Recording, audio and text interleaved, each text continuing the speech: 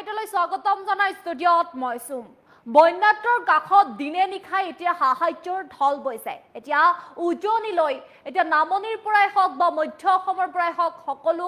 সাহায্যৰ আগবঢ়াবলৈ গৈছে এক ঢল বোৱা দেখিবলৈ পোৱা গৈছে আৰু আজিৰ দিনটোত দেখিবলৈ পোৱা গৈছে বিশেষকৈ লাহোৱাল প্ৰেছ ক্লাবৰ উদ্যোগত এই বন্যাত্ৰসকলক সাহায্য বিতৰণ কৰিছে কেইবা লাখ টকাৰ সাহায্য বিতৰণ কৰিছে লাহোৱাল প্ৰেছ ক্লাবে লৈছো সবিস্তাৰে এই খবৰ জনাই আছো বিগ ব্ৰেকিং নিউজ বন্যাত্ৰৰ কাষত দিনে নিশাই বৈছে সাহায্যৰ ঢল দিনে নিশাই সাহায্যৰ ঢল বৈছে লাহোৱাল প্ৰেছ ক্লাবৰ উদ্যোগত বানপীড়িতক সহায়ৰ হাত আগবঢ়াইছে কেইবা লাখ টকাৰ সাহায্য সামগ্ৰী বিতৰণ কৰিছে বানপীড়িতৰ মাজত কেইবা লাখ টকাৰ সাহায্য সামগ্ৰী বিতৰণ কৰিছে খাদ্য সামগ্ৰী কাপোৰ কানি ঔষধ পানী বিতৰণ কৰিছে বন্যাৰ্তক আৰু সৰ্বোচ্চ উজাৰি বন্যাৰ্তৰ বাবে দান দিছে সকলোৱে এতিয়া যিমান পাৰে এনেদৰে বন্যাৰ্তসকলক সহায় কৰিছে ক্লাবৰ উদ্যোগত বৃহত্তৰ লাহোৱালবাসী হলিনেম সংগীত বিদ্যালয় বান্ধৈ সমবায় বহুমুখী সমিতিৰ সহযোগত সংগীত যাত্ৰাৰে বান সাহায্য সংগ্ৰহ অভিযান চলাইছে আৰু শিৱসাগৰৰ দৰিকিয়াল টেকেলা চুক গাঁও আৰু হিলাকতি 1 নং গাঁৱৰ যি আমি জনাইছো এই মুহূৰ্তৰ সেই বিগ ব্ৰেকিং নিউজ কিদৰে এতিয়া সকলোৱে সাহায্য আগবঢ়াইছে সংগীত যাত্ৰাৰে বান সাহায্য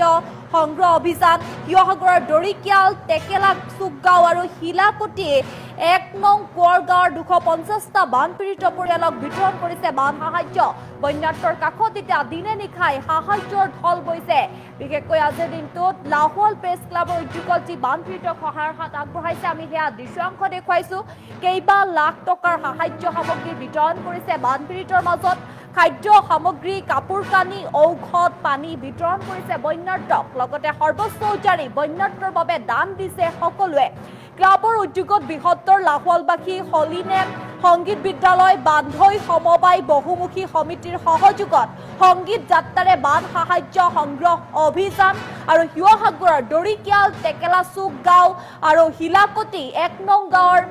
1 নং কোঁৱৰ গাঁৱৰ 250টা বানপীড়িত পৰিয়ালক বিতৰণ কৰিছে বান সাহায্য ইয়াৰ দৃশ্যাংশৰ জৰিয়তে আমি দেখুৱাবলৈ প্ৰয়াস কৰিছো কিদৰে এতিয়া সেই বানপীড়িত লোকসকলক সাহায্য আগবঢ়াবলৈ এতিয়া সকলোৱে হাত উজাৰি সহায়ৰ হাত আগবঢ়াইছে এনেদৰে সকলো অসমবাসী সেই বানপীড়িত লোকসকলৰ মাজলৈ গৈছে তেওঁলোকক সহায় কৰিছে সহায়ৰ হাত আগবঢ়াইছে বানে যি সমগ্ৰ অঞ্চল থানবান কৰি লৈ গ'ল এতিয়া তেওঁলোকৰ বাবে আশ্ৰয়স্থলী যিহেতুকে নাইকিয়া হৈ পৰিছে গতিকে এতিয়া সমগ্ৰ অসমবাসীয়ে এনেদৰে হাত উজাৰি সাহায্য প্ৰদান কৰা দেখিবলৈ পোৱা গৈছে আৰু সকলোৱে এতিয়া সাহায্য লবৰ বাবে এনেদৰে শাৰী পাতি অহাও দেখিবলৈ পোৱা গৈছে ইয়াৰ দৃশ্যাংশৰ জৰিয়তে আমি সবিস্তাৰে জনোৱাৰ প্ৰয়াস কৰি আছো টাইমেটৰ দৰ্শকক লাহোৱাল প্ৰেছ ক্লাবৰ উদ্যোগত এনেদৰে সাহায্য বিতৰণ কৰা হৈছে আৰু কেইবা লাখ টকাৰ সাহায্য বিতৰণ কৰিছে লাহোৱাল প্ৰেছ ক্লাবে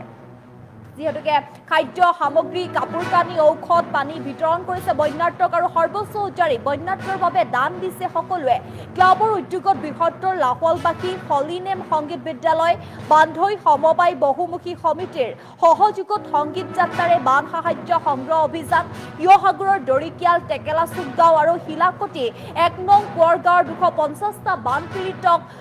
পৰিয়ালক বিতৰণ কৰিছে এই বান সাহায্য এতিয়া 250টা পৰিয়ালক এইদৰে এতিয়া বান সাহায্য বিতৰণ কৰা দেখিবলৈ পোৱা গৈছে সকলোৱে এনেদৰে শাৰী পাতি ওলাই আহিছে সেই বান সাহায্য ল'বৰ বাবে সকলো অসমবাসী এনেদৰে এতিয়া হাত উজাৰি সেই বন্যাত্ৰসকলক সহায়ৰ হাত আগবঢ়োৱা দেখিবলৈ পোৱা গৈছে এক উৎকৃষ্ট এয়া নিদৰ্শন দাঙি ধৰা বুলি ক'ব লাগিব সকলোৱে যিদৰে এতিয়া আগবাঢ়ি গৈছে সেই বানপীড়িতসকলক সহায়ৰ হাত আগবঢ়াবলৈ আমি প্ৰতিদিনাই দেখি আহিছো দিনে নিশাই এনেদৰে বন্যাত্ৰসকলক সকলোৱে হাত উজাৰি সহায়ৰ হাত আগবঢ়াইছে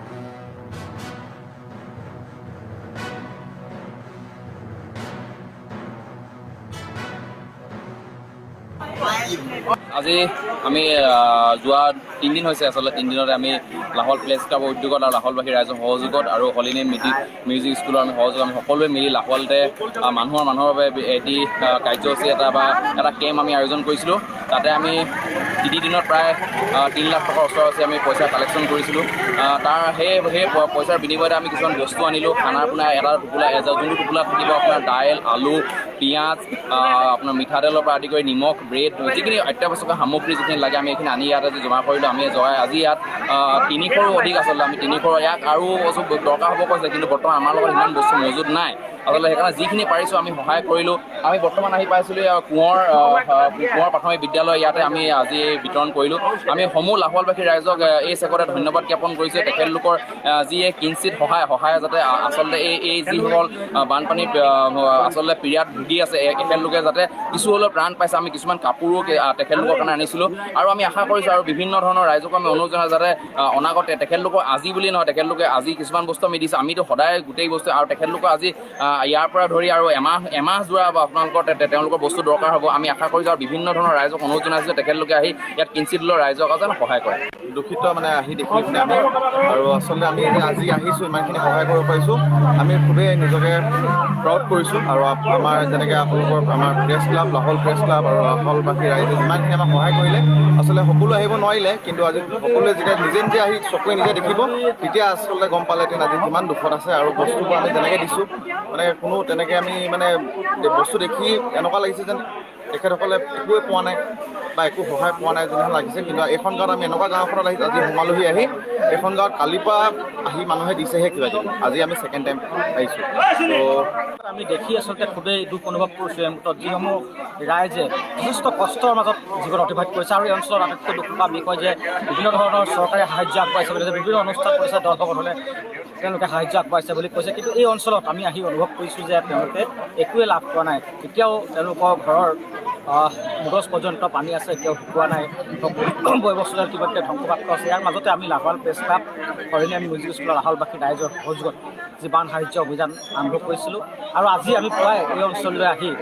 দুৰ্গতসকলৰ কাষত আমি থিয় দি সহানুভূতি ল'বৰ বাবে প্ৰচেষ্টা কৰিছোঁ। আৰু তেওঁলোকক আমি পাৰ্যমানে যি পাৰোঁ আমি সামান্য আমি য'ত কিঞ্চিত তেওঁলোকক আমি সাহায্য আগবঢ়াবৰ কাৰণে প্ৰচেষ্টা কৰিছোঁ। আৰু প্ৰচেষ্টাত দেখিছোঁ আমি গাঁওবাসী ৰাইজ আহি তেওঁলোকে অতি আন্তৰিকতাই আমি আগবঢ়োৱা সাহায্যসমূহ গ্ৰহণ কৰিছে। আৰু দুখ লাগিছে, আৰু আপোনাৰ আশা কৰা যে চৰকাৰে এই অঞ্চলবাসীৰ বাবে তেওঁলোকৰ কৰণীয় বহুত আছে। ইয়াৰ বানপানীৰ পৰৱৰ্তী সময়ত পানী শুকোৱাৰ পিছত বিভিন্ন ধৰণৰ ৰোগ ব্যাধি ইয়াত হ'ব, আৰু বহু লোকৰ বহু অনিষ্ট হৈছে। সেইখিনি ক্ষেত্ৰত গুৰুত্ব